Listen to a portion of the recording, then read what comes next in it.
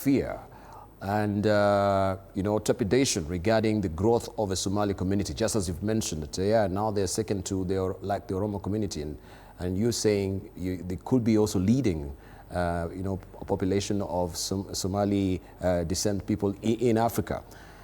Do you think there is that bugbear and fear and trepidation about the implosion of growth of the Somali community that is threatening maybe the Americans? Even here in the country, I think the other day we saw Sheikh Ibrahim Lethome, castigating one of the clergies that had raised, a question about the Somali community in the country and why they should be wary about this growing community.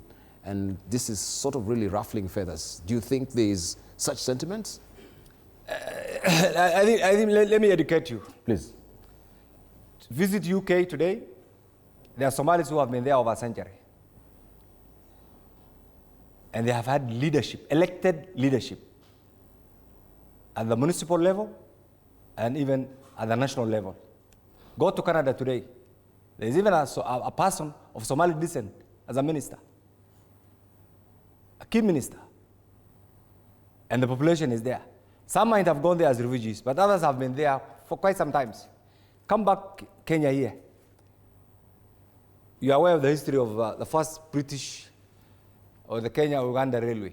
Do you know the first people who built that railway? We only know the Indian coolies. The other groups were the Somali, the British Somalilanders. The British Somalilanders. Those are the people who founded Parklands, Isli, part of Thika. I just want to take you to Thika here. The famous Ali Kabati. He was one of the longest serving councillors in the history of Kenya. If you find the history, you'll find that he was the owner of the big chunk of land from Pangani all the way to Gatundu, including even where right now Safari Park actually sits. So once you are familiar with the history of this is why we have so many centers. Start from Isiolo. Isiolo is a product of the first Somali products of actually the first Somali railway builders. That's the history of Isiolo. If you go to Nyanyuki here, you will find the same. Go to Nyeri, you will find the same. I don't need to. Naivasha here, you have the Sakia community. All the way to Nakuru, Eldoret, up to Bungoma. You have had the history of Maamina. How these people came to Kenya. It's not the way that's been projected. Even our own history was twisted.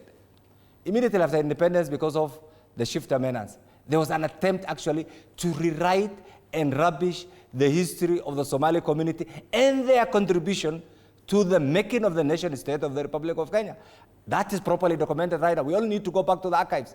See the unbiased historical contribution of the Somali community actually in our archives, and you will appreciate that it's not the way some of the things have been projected. It's not true.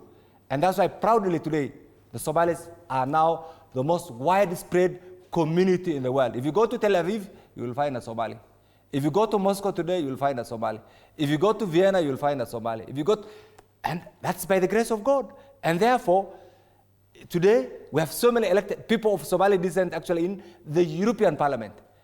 All over. We have them in Canada. We have them in America. We have them in... Go to Dubai today. It's like you'll think that is another Mogadishu. Go to Vienna. Go to Brussels. Thank you. So I think the bit that we need to demystify is there are criminal elements in every community. Criminal element is not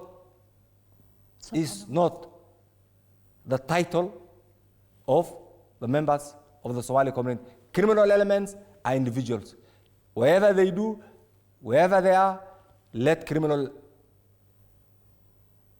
elements carry the attack. What is happening in America, I think it's tantamount to ethnic profiling.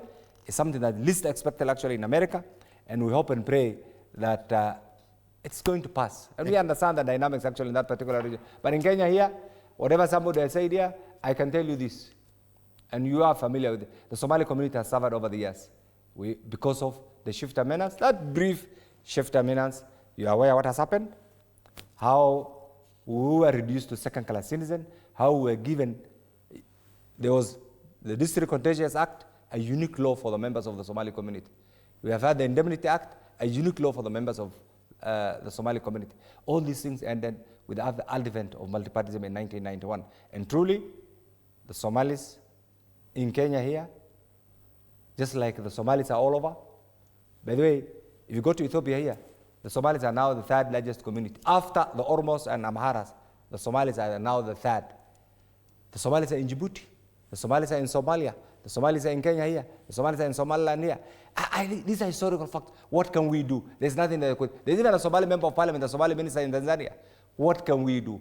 This is the making of the scramble for Africa. The Somalis were partitioned into different parts of Africa, and by extension, the Somalis have become now the most widespread community in the whole world. The only thing that I will tell the Somalis, wherever they are, continue being persistent, continue being resilient, continue being hardworking, and wherever they are, function in line with your traditions and the norms of those countries where you reside in. Right, thank you. Don't accept any intimidation.